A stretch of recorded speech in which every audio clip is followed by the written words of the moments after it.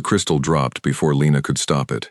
Her fingers had been steady all morning, steady through 6 hours of cleaning, steady through the noise of 100 women filling the Moretti estate with the scent of expensive perfume and quiet, dangerous ambition. But the chandelier hook was loose, the ladder wobbled, and the crystal, a hand-cut teardrop the size of a fist, slipped clean off the chain. She lurched, the ladder swayed, and the floor came up very fast. It didn't come up at all. A hand caught the ladder rail. Another hand caught Lena's arm. She landed against something solid and warm instead of the marble below, and for one strange second she thought she had hit a wall in exactly the wrong place, impossibly warm, and breathing. She looked up. Dante Moretti was holding the crystal in one hand and Lena's arm in the other. He was not looking at the crystal, he was looking at her. She had seen him before, of course. Everyone in the house had seen him. He was the kind of man a room rearranged itself for, not because he asked it to, but because rooms seemed to understand, the way animals understand weather, that something significant had entered. She had always made a point of looking somewhere else when he appeared. It was a habit she had built deliberately, over 3 years of working in this house, the same way she had built all her other habits, carefully, quietly, with survival in mind. He still had her arm. She said, "I have it." She did not have it. He was holding it. He looked at her for one more second, a long, unhurried second, the kind that men in his position rarely spent on anyone in her position, and then he held out the crystal, not toward her hand, toward her face, so she had to reach for it, had to look at him to take it. She took it. He let go. He walked away without a word. Behind him, ranged across the East Hall like a painting of women who had been trained since childhood to stand beautifully in expensive places, stood 23 daughters of the most powerful crime families in the country. They had been watching the whole thing. Lena climbed back up the ladder, reset the crystal on its hook, and did not look at any of them. She had been doing this for 3 years. She was very good at not looking. The Moretti estate sat on 40 acres outside the city, and for 11 months of the year it was quiet.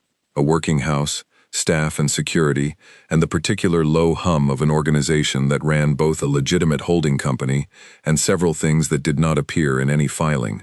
But every year, for 3 weeks in November, it became something else. The families came, the daughters came, and the question of Dante Moretti's future was laid on the table like a business proposal, because in this world that was exactly what it was. Lena had seen it happen twice before. She had watched women arrive in imported cars with matching luggage and leave 3 weeks later with carefully arranged expressions and nothing settled. Dante attended every dinner. He danced every obligatory dance. He listened to every proposal with the attentiveness of someone reading a contract he has already decided not to sign. This year there were more of them. The Ricci family had sent Isabella, who was 28 and had a business degree, and eyes that moved like a lawyer's, always calculating, always finding the clause in the room that everyone else had missed. The Falcone family had sent 2 daughters, twins, which was either a gesture of generosity or a way of doubling their odds. The Bianchi girl was 19 and looked terrified, which Lena privately thought was the most sensible response to the situation. The Esposito and Conti families had each sent 1 daughter apiece, and then there were the smaller families, the affiliated names, the cousins and nieces of men who wanted a stake in whatever the future of the Moretti Empire looked like. 100 women, more or less, competing for one man who showed no sign of wanting to be competed for. Lena had her own list of rooms to clean by noon: the East Hall chandelier, the study on the 2nd floor, the long dining room where tonight's dinner would seat 60. She moved through all of them with her cart, her headphones in but nothing playing, listening to the house the way she had learned to listen to everything, for information, for tone, for the specific sound of a situation changing. The study was the room she liked least. It was where Dante actually worked, which meant it was the room that held the most of him: books with cracked spines and pencil marks in the margins, papers organized in a way that looked chaotic and probably wasn't, a framed photograph on the desk she had never looked at directly and had memorized in 3 years of peripheral vision. A man and a woman. The man was Dante, younger. The woman was not in any of the family portraits in the hall. She dusted the bookshelves and did not touch the desk. She had a rule about the desk. She was replacing the books she had moved when she noticed the one that didn't belong to the shelf. It was wedged sideways between 2 others, the wrong size for the space, its spine facing inward. She pulled it out to fix it, and saw the title, a collection of essays on urban architecture, the kind of book she would have read once, in a different life, for pleasure. She put it back the right way. She thought about it the whole walk down the stairs. By evening, the dining room was full and Lena was invisible again, which was the correct and intended state of things. She refilled water glasses and carried plates and stayed below the line of conversation, and she watched the room the way she always watched rooms, cataloging it, filing it, understanding it the way you understand a place you might someday need to leave very quickly. Dante sat at the head of the table. He ate what was put in front of him. He answered questions when they were addressed to him. He asked one question of his own, at the very end of the meal, to the youngest Bianchi girl who hadn't spoken all evening. He asked her what she thought of the garden. She blinked. She said she hadn't seen it yet. He told her the orange trees in the east section were worth the walk. Nobody else at the table noticed he had done it. Lena noticed. She was carrying the last water pitcher back to the kitchen when she heard Isabella Ricci's voice from the hallway. Clear, precise, pitched just loud enough to carry. The maid, the one on the ladder this afternoon, she's been hovering all evening. Another voice, softer. She's just doing her job. She is a distraction. I'd like her moved to another wing. A pause. Someone should mention it to the head of staff. Lena did not stop walking. She pushed through the kitchen door, set the pitcher down, and stood for a moment with her back to the room. Her hands were steady. They were always steady. That was something she had worked very hard on. By morning, she had the transfer paperwork in her mailbox. Effective immediately, East Wing rotation. By noon, the transfer had been canceled. No reason given. The head of staff told her with a careful, uninflected face that she was to remain in her current rotation. Lena went back to the East Hall. She climbed the ladder. She checked every hook on the chandelier one by one until they were all tight. Then she came down, packed her cart, and went to clean the study. The architecture book was still on the shelf where she had left it. It had been moved again, to the right way, but on the wrong shelf, third from the top instead of fourth. She looked at it for a long time. Then she moved it back to the fourth shelf, spine outward, and went on with her work. Outside the window, the orange trees stood in their rows in the east garden, and nobody was walking among them. The sun was low, and the light was the color of something that had been very bright once and was still deciding what to become. She did not look back at the desk. She did not look at the photograph. She had learned, a long time ago, that some things you do not look at directly. Not because you cannot stand to see them, because once you see them clearly, you cannot pretend you haven't. She had enough of those already. She pushed her cart into the hall and closed the study door behind her and went on with the work. And the house hummed around her the way it always did, and nobody watched her go. Nobody except the man at the window on the second-floor landing, who had been standing there for 4 minutes watching the east garden, and had not been watching the garden at all. The dinner on the third evening went badly for no obvious reason, and everyone felt it. The food was the same. The candles were the same. The 60 chairs around the long mahogany table held the same arrangement of ambition and jewelry and carefully trained patience. But something in the atmosphere of the Moretti estate had shifted in a way that no one could point to directly, and the daughters of 5 families ate their meals with the particular focus of people who sense a game changing and cannot see how. Lena moved around the edges of it, refilling glasses, collecting plates, existing in the useful blankness that had kept her safe for years. She had perfected this skill, the way other people perfected languages or instruments, through daily practice and the understanding that her life depended on it. Not dramatically, not in the way people use that phrase to mean very important. In the plain, factual way, her life actually depended on being overlooked. Isabella Ricci did not overlook things. She had positioned herself over 3 days with the patience of someone laying a foundation. She sat near the head of the table without crowding it. She spoke when spoken to, and sometimes before, but never too often. She wore the right things. She asked the right questions. She was, by any observable standard, exactly what the occasion required. Intelligent, composed, connected to the right names, pleasant in the way that takes years of work to produce, and costs more than most people understood. And she was watching Lena. Not constantly, not crudely, in the way that Lena herself watched rooms, peripherally, cataloging, building a picture from small data points, a glass refilled on the wrong side, a pause in movement near the chair where Dante sat. the direction of someone's eyes when they thought no one was counting the seconds. Lena did not vary her movements.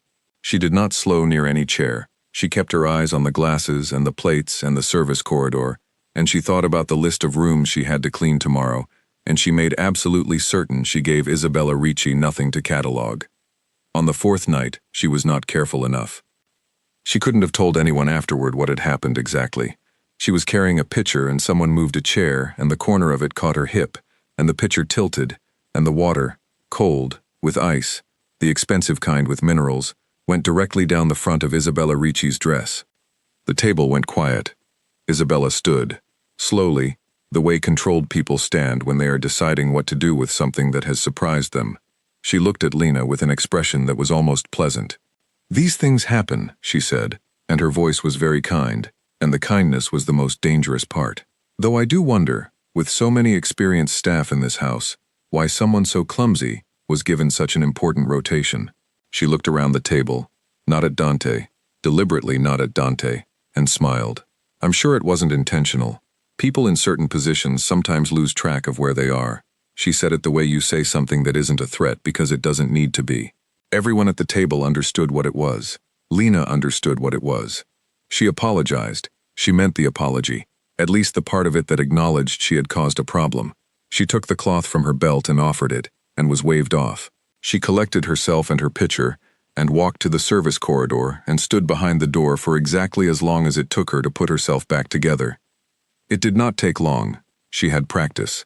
When she came back to finish the service round, she did not look at Dante. He was looking at something on the table, his glass maybe, or nothing in particular. His face told her nothing. She hadn't expected it to. She hadn't been looking for it.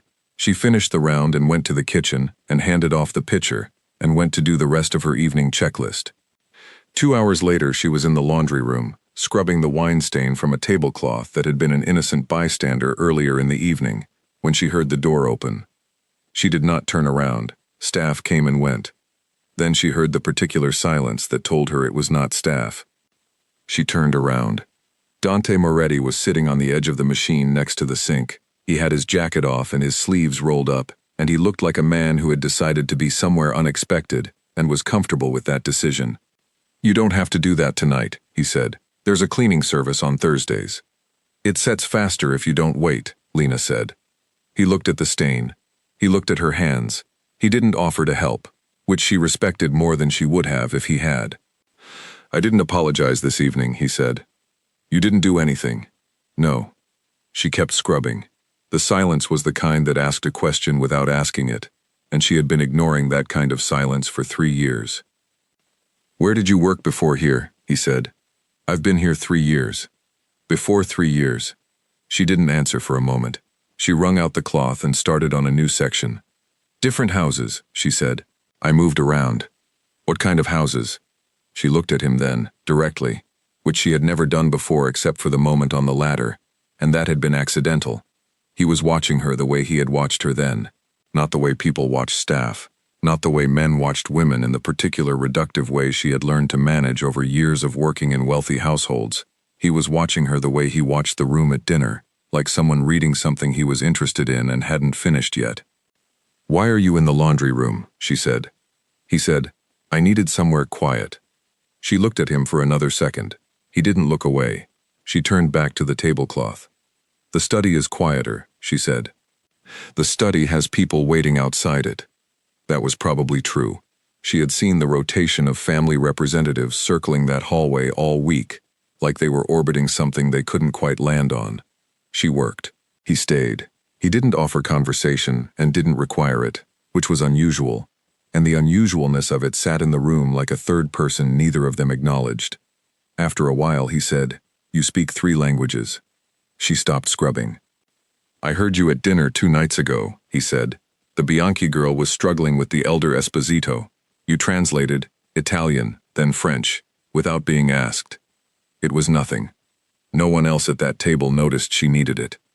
She started scrubbing again. "I'm not at the table." "That's exactly my point," he said. She didn't respond. She finished the section and rinsed the cloth and assessed the stain, which was mostly gone, good enough for Thursday's service. When she looked up again, he was still there, watching her, and she had the sudden and inconvenient thought that she had never, in 3 years of working in this house, never, been seen clearly by anyone in it. Not the staff, not the family, not the army of daughters who moved through the halls like visiting royalty. They looked at her the way everyone looked at her, as furniture, functional, forgettable. He was not looking at her like furniture. She said, "I should finish this." He stood. He put his jacket back on, unhurried, like a man who had spent the time he meant to spend, and was ready to go now. "The orange trees," he said, "in the east garden, were they planted or self-seeded?" The question was so strange it caught her off guard. She had been looking at those trees for 3 years. "I don't know," she said. "They look too arranged to be self-seeded, but the spacing is wrong for something planned." He looked at her. "Exactly," he said. He left. She stood in the laundry room for another minute, cloth in hand, listening to the house settle around her, and she thought about spacing that was wrong for something planned and arranged in a way that couldn't have been an accident. Then she wrung out the cloth, turned off the light, and went to bed. She did not sleep well. She had not slept well in 4 years. This was not new. But tonight the reason was different, and the difference was the part she did not want to look at. Through the window of her room in the staff wing, she could see a corner of the east garden. The orange trees stood in their rows, dark and quiet in the November night, neither fully arranged nor fully wild. In between, something that had become what it was through a combination of intention and circumstance and time, and you couldn't tell anymore where one ended and the others began. She turned away from the window. She had things to do tomorrow. She had always had things to do tomorrow. That was the whole point. The 3rd week of the gathering should have been the decisive one. The families had spent 2 weeks positioning, signaling, suggesting. Now was when the conversations were supposed to become concrete, when the daughters were supposed to be presented properly, when Dante Moretti was supposed to look at the assembled options and indicate his preference, and the rest would follow the way these things followed, through lawyers and handshakes and arrangements that would be called alliances in public and acquisitions in private. Instead, Dante began borrowing his maid to clean rooms she wasn't assigned to. It started with the library. The head of staff brought Lena the new assignment on a Monday morning, with a face that revealed nothing, which itself revealed everything. The library was not in Lena's rotation. It had its own staff. It was, as far as anyone in the household understood, a room that required no special attention.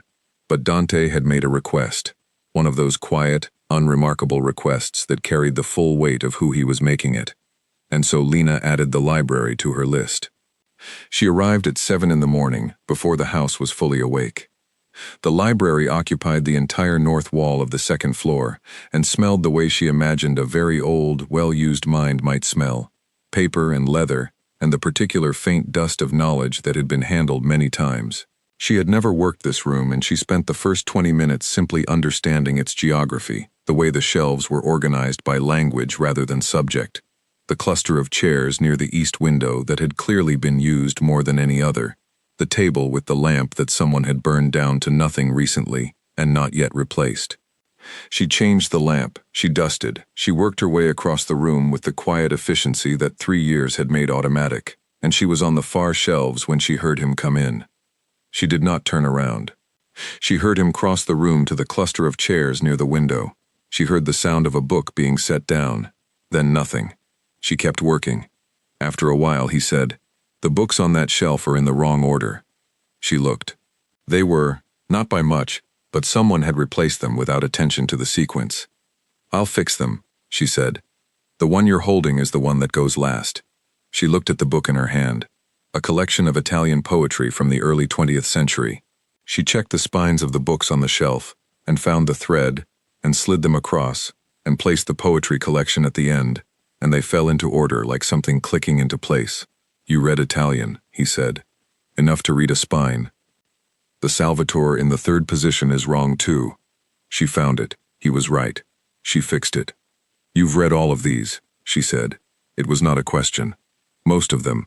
Some of them my father read. Some of them my grandfather. It's hard to tell which notes are whose after a while." She looked at the spines, the ones with pencil marks at the edges, the ones with pages that had been turned so many times the corners had gone soft. 3 generations of a family moving through the same room, leaving the same invisible traces. she thought briefly and then firmly away from the thought. What it would feel like to have that. To belong so completely to a place that you left marks in it, that you could come back to the marks your father left and know which ones were his. She moved on to the next shelf. Over the following days, she learned the shape of his attention. Not through anything he did, obviously. He was never obvious, but through accumulation. The question he asked that seemed casual and landed exactly where she hadn't expected. The comment he didn't make when she said something he disagreed with, and the way she could feel him not making it. The way he read in the same chair every morning for 3 hours, and she cleaned around him, and they shared the room the way two people share a room when they have each decided, independently, not to make an issue of the other's presence. He asked her about architecture, about the water pressure in the east wing, about whether the window in the third bedroom had always rattled or only recently. These were questions she could answer because she had been paying attention for 3 years, and she answered them, and he listened with his whole attention in a way that made answering feel strange and significant. She was not used to being listened to with someone's whole attention. She was not sure she remembered how it felt. In the evenings, the daughters circled and Dante circulated, and the performance of the gathering went on with its own momentum. Isabella Ricci had not repeated the incident in the dining room. She was too intelligent for repetition. She had shifted to a different strategy: proximity, patience, the slow accumulation of shared presence. She sat near Dante at every dinner. She asked questions that showed she had been listening to what he said on previous nights. She was making herself, carefully and skillfully, into someone familiar. Lena watched her and thought, she is very good at this, and then thought, it does not matter, and then stopped thinking about it. The uncle came on a Thursday. Marco Moretti was not the head of the family in any official sense. Dante ran the holding company. Dante had inherited the authority, but Marco had been there for 40 years, through everything, and he carried the weight of that in a way that official titles couldn't replicate. He arrived with 2 men she didn't recognize, and he went into the office on the ground floor, and the door was shut for 3 hours. Lena was cleaning the hall when Dante came out. He did not look at her directly. He walked past her toward the stairs and he said, without stopping, "The lamp in the library needs replacing again." She said, "I'll see to it." He went up the stairs. She stood in the hall for a moment with her cart, listening to the house the way she had always listened to it, and she thought, something has changed. Not the house. Something in the way the air moved around the man who had just walked through it. She had lived around powerful men for years. She had learned to read the small signals, the set of a shoulder, the pace of a walk, the quality of quiet that followed someone out of a difficult room. She filed the information away. That night she found the library lamp already replaced. She didn't know who had done it.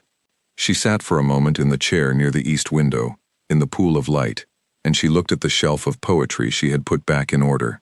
She had not sat in this room before. She had been in it every morning for 2 weeks, and she had not once sat down. The chair was very comfortable. That annoyed her slightly. She reached out and pulled the Italian poetry collection off the shelf. She turned it open to the middle, where the pages had gone softest from use, and she read a few lines in the original, and then closed it and put it back. She had sat in this kind of chair before. She had read this kind of book before. She had lived in this kind of world before. Briefly, in a different version of her life, before she had burned that version down and become someone who cleaned it for other people. She turned the lamp off and went back to the staff wing. She did not go back to that chair. 2 mornings later, he was in the library when she arrived, and he said, without looking up from his book, "My uncle has set a deadline. The end of the month." She said nothing. She kept dusting. "He's not wrong," Dante said. "There are agreements contingent on it. Business arrangements, the kind that don't wait." "That sounds like a decision that needs to be made," she said. "Yes." She moved to the next shelf. She could feel him not reading, even though the book was open.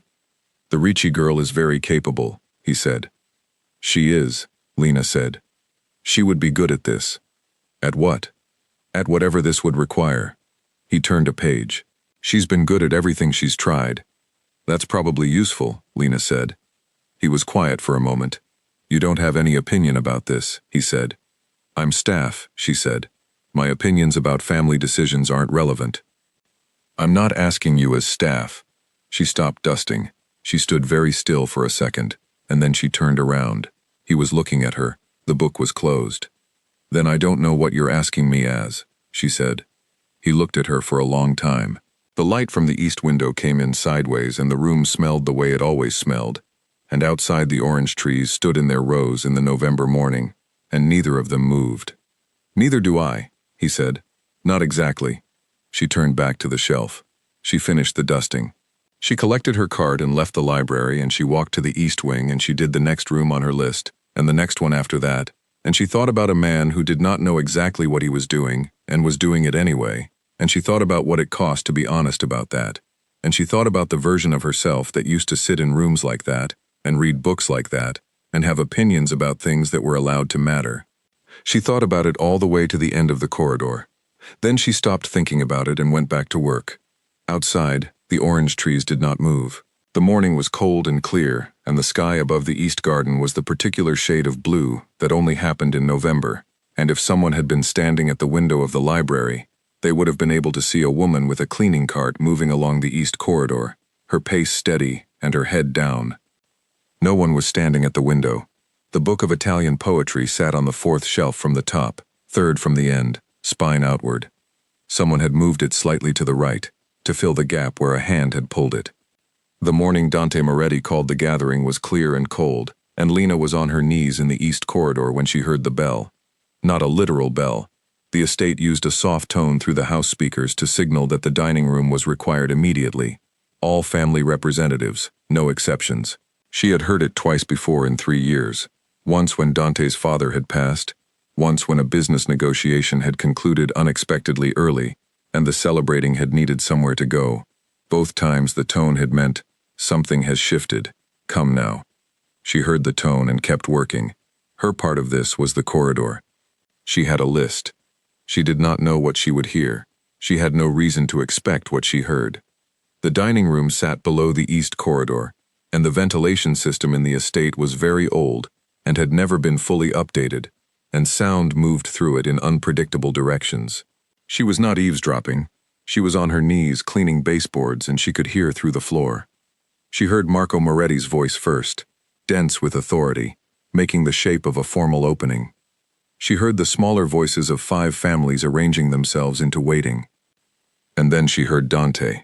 His voice was even, not the way controlled people are even when they are suppressing something, but the way very certain people are even, flat in the way that means the decision was made somewhere private long ago, and the speaking of it is just the formal act. He said that he had considered the situation thoroughly. He said that he had considered the obligations involved. He said the name, not the name she used, her actual name. She sat back on her heels. She had not heard that name spoken aloud in 4 years. She had not said it herself in 4 years. She had written it on a piece of paper once, in a motel room in a state she was passing through, to remember what it looked like, and she had burned the paper after.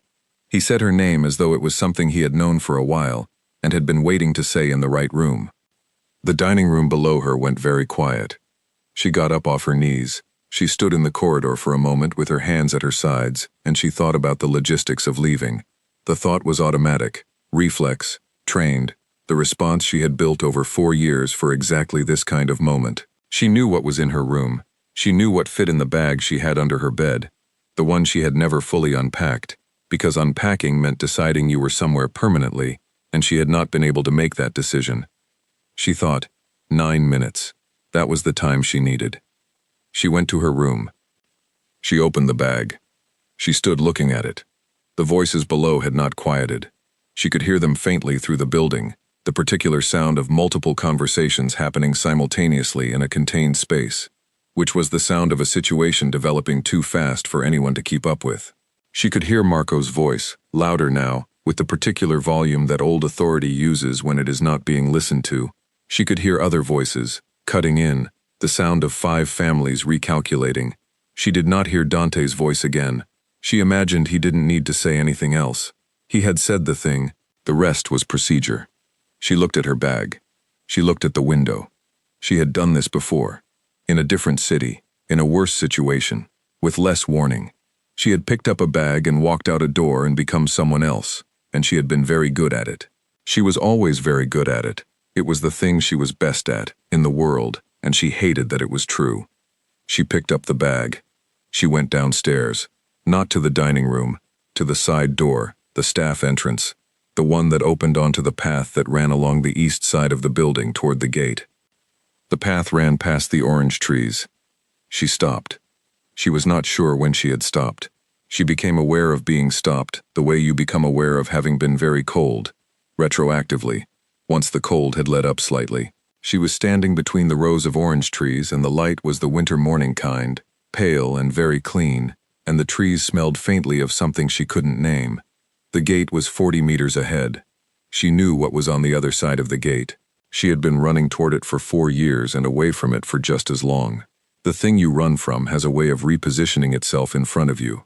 She understood this. She had always understood this. She stood for a long time in the orange trees. She did not go to the gate. She did not go back inside. She put her bag down in the dirt between 2 trees and sat on it and looked at the sky, which was the cold, clean blue of a November morning with nothing in it. And she thought, he said your name, in front of all of them. He said the name you buried. And she thought, he knew it, which means he found it, which means at some point he looked, which means something. She did not know what it meant, but she sat with it, in the cold, among the orange trees, which were neither fully arranged nor fully wild, and she let the morning move around her, and she did not run. In the dining room, voices were still rising. None of them were his. In the east corridor, her cart sat where she had left it. The mop was still damp. The baseboards were half cleaned. Someone else would have to finish. She sat in the trees and breathed and thought about a name she had not heard spoken in 4 years, and how it had sounded in his voice, not like a revelation, not like a weapon, like something he had been holding carefully, waiting to give back. The man came on a Friday. He arrived in a gray car with the particular unobtrusiveness of someone who did not want to be noticed, which was exactly how Lena had learned to identify people who intended to be noticed very much. She saw him from the East Corridor window when she was not supposed to be in the East Corridor anymore. She was technically suspended from her rotation, pending whatever formal decision the household intended to make about the situation Dante had created. But she came back to the corridor out of habit, the way animals return to the territory they know, and she was at the window when the car came through the gate. She recognized the shape of the man before she could see his face. She had been expecting him. She had been expecting someone like him for 4 years. The only surprise was that it had taken this long. His name was Colin Farr. He was not powerful in the visible way. He worked for people who were powerful in the visible way, and the thing he trafficked in was information. Specifically, the kind of information that other people needed to stay buried. He had a file on her. She knew he had a file on her because the family she had left 4 years ago always kept files, and she had been their file on other people before she understood what she was being made into. She watched him walk toward the front entrance. She had 9 minutes. She had already established this. She went to her room and got the bag, and she went down the stairs, and she was at the side door when she thought, for no clear reason, about the orange trees. She went out the side door. She went through the orange trees. She went toward the gate. She was almost there when Colin Farr stepped out from the path between the garden wall and the east wing and stood in front of her with his hands in his pockets. He said her name, her real name. He said it carefully, like a thing that cost him nothing, because the bill was coming to someone else. She stopped walking. She did not run. Running was the wrong move, and she was 4 years past making that move from instinct. She stood and she looked at him and she said, "You have the wrong person." He smiled. He reached into his jacket and produced a photograph. It was a photograph of her. Not in this house, not in this life. It was taken from before, when her face had been her own name, and she had not yet understood what her family was, or what they intended for her to become. "The people I work for," he said, "would like to discuss a few things. There are records, accounts, a name on some documents that could be inconvenient for certain people in this house, if it came out." She understood. The file was not just about her. It was about the appearance of her, in this house, connected to Dante's name, connected to the public record of the Moretti family. Scandal, or the implication of it, leverage. She said, "What do they want?" He told her. It was not complicated. It never was. They wanted Dante to decline a particular business arrangement in another city, a port contract, infrastructure money, the kind of money that organizations like the one she had left considered their territory. She stood in the garden path and thought about a port contract, and thought about the fact that she was, apparently, the mechanism. She had not known she was the mechanism. She had been very careful not to be a mechanism for anyone. For 4 years. She said, "I need a day." He said she had until tomorrow morning. She walked back to the house. She did not know, exactly, what she intended to do. She knew that she was not going to Dante with a problem. She had never gone to anyone with a problem. That was the one rule she had kept consistently through 4 years of being someone else, through the previous version of herself, and all the things that had broken in it. She solved her own problems. She had always solved her own problems. She was not the kind of person who needed someone to come in and dismantle the situation for her. She went to the kitchen because she needed to do something with her hands. She made coffee. She made it the way she always made it, the same way every morning, the one small ritual she had maintained across 4 years, and 3 names, and an entire destroyed life. She stood at the counter, and she held the cup and she thought. She was still thinking when Dante came in. He stood in the doorway for a moment. He had not slept. She could tell this the way she could tell most things about him now, which was with the accuracy of prolonged close attention. He looked at her. He looked at the coffee. He came in and stood at the counter and she poured him a cup without being asked, and he took it. They stood in the kitchen, and neither of them spoke. She said, "There's a man in the East Garden." He said, "I know. Colin Farr. He works for the Driscoll organization. They have port interests in the southern contracts." She looked at him. "I've known he was coming since Tuesday," Dante said. She put her cup down. She thought about what to say. She thought about the careful distance she had maintained for 3 years, the professional remove, the armor of invisibility she had built so carefully. She thought about sitting in the orange trees with her bag and not running. "He has a file," she said. "Yes. It has my real name. Yes. And records that connect my real name to things I was involved in. Before here, when I was too young and too stupid to know what I was involved in." She looked at the counter. "And your name is now connected to my real name, which you announced in front of 5 families without telling me you were going to do it." "Yes," he said. "That was inconvenient." "It was," he said. "I should have told you. I didn't know how to without—" He stopped. "I didn't handle it well." She picked her cup back up. She looked at him. "I need to tell you something," she said. He waited. "My real name is Clara Webb," she said. "I am from a family called Webb, which is not as significant a name as the families in your dining room, but which was, until 4 years ago, significantly involved in the movement of certain things through certain ports in the north. I did not know this until I was 20. When I found out, I tried to leave. Leaving was not supposed to be an option, so I arranged for it to be an option, and I left, and I became someone who did not exist anymore, and I cleaned houses, because it was the one job you could get without a traceable history." She said all of this to the counter, and then she looked up. Dante was watching her with the same expression he always had, the one that was not soft and not hard, that simply received what it was given without flinching. "The name on the documents he has," she said. "I was 19. I signed things I didn't understand. I thought they were business papers." "I know," he said. "You know. I had 3 years," he said. "I know what the documents are. I know what they say and what they don't say." She set down her cup. She put her hands flat on the counter, and she looked at him and she said, with the particular flatness of someone who has run out of language and is falling back on the plain truth, "Then what have you done?" "Nothing yet," he said. "I was waiting." "For what?" "For you to tell me yourself." She stood very still. The kitchen was quiet around them. The coffee was going cold. Outside, through the window over the sink, the edge of the East Garden was visible, the tops of the orange trees in the morning light, and she thought about a man sitting on the edge of a washing machine with his jacket off and asking her where she had learned to make herself so small. She thought about this for a long time. Then she said, "The port contract. The Driscoll organization wants me to decline it," he said. "They're using your file as the pressure. Are you going to?" "No. It's a significant risk. The file could create problems for the company. Manageable problems. And for the family arrangement. The announcement you made, also manageable." She looked at him. "And for me," she said. He was quiet for a moment. "Clara," he said, using the name she had not heard, said gently in 4 years, possibly ever.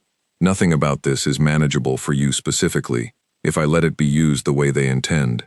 So no, I'm not declining the contract, and I'm not letting them use you. and I've had the right people working on the web documents since Tuesday. By this afternoon, the documents will be reclassified in a way that makes them legally unremarkable." He paused. "You would have done the same." "I can't do what you can do," she said. "No, but the instinct is the same." She did not argue with that. It was true. She picked up her coffee. She looked out the window. The orange trees were very still in the morning light. She said, "I don't like being managed." "You're not being managed," he said. "You're being—" He stopped. "I don't have a word for it." "Neither do I," she said. The morning light moved across the kitchen counter and the coffee went cold and neither of them moved from where they were standing.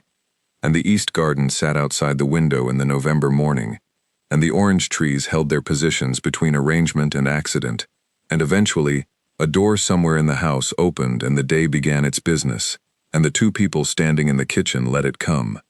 By noon, Colin Farr was gone. By midday, 3 of the 5 families had sent formal representatives to discuss the situation and how it changed things. Marco Moretti hosted the conversations with the expression of a man who had lived long enough to understand when a decision was final. He had known Dante longer than anyone. He knew the look. He handled it, the way he had always handled things, with patience and authority and the particular honesty of a man who disagreed with a choice and was going to support it anyway, because the alternative was worse.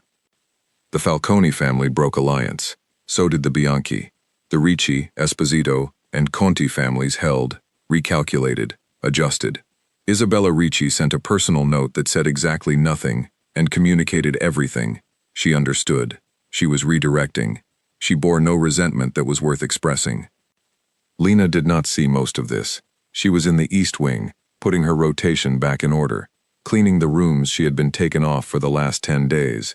She moved through them with her cart and her system, and her quiet, efficient attention, and the house went on around her its own way, and she let it. She did not go back to the library that day. On Saturday she went back to the library. The book of Italian poetry was on the 4th shelf, spine outward, where she had last put it. She dusted around it carefully. She replaced the lamp. She worked through the room the same way she always worked through it, and when she was done she stood for a moment at the east window and looked out at the garden. The orange trees were bare. It was November. They had dropped most of their leaves over the past 2 weeks, and stood now with their bones visible, their structure clear, the thing they actually were underneath all the seasonal covering. She could see, from this window, that they were not planted in rows, not exactly. They were planted in a loose spiral that read as rows from the ground but from above resolved into something else, a pattern that had been thought about and decided on by someone who had a particular view in mind. She had been looking at those trees for 3 years, and she had not seen this. She thought about the question he had asked her in the laundry room that night, planted or self-seeded. Both, she had said, neither. She had been wrong. They were planned. But the plan was invisible unless you had the right view. She stood at the window for a long time. She did not hear him come in. She rarely did, anymore. He moved through his own house with the same quiet she had trained herself into, and she had noticed, over 3 years, that the quality of his quiet was different from hers. Hers was armor, and his was simply the way he was. He stood beside her at the window. "Planted," she said. "Yes," he said. "The spiral. You can only see it from up here. My grandfather designed it. He liked things that looked different depending on where you stood." She looked at the trees. "My name is Clara," she said. "I know," he said. "I'm going to keep using Lena for a while. At work. It's what the paperwork says." "All right. I'm staying," she said. She was not sure when she had decided this. She suspected she had decided it in the orange trees, sitting on her bag, watching the gate 40 meters away. "I'm not making promises about anything else. I'm just staying. That's enough," he said.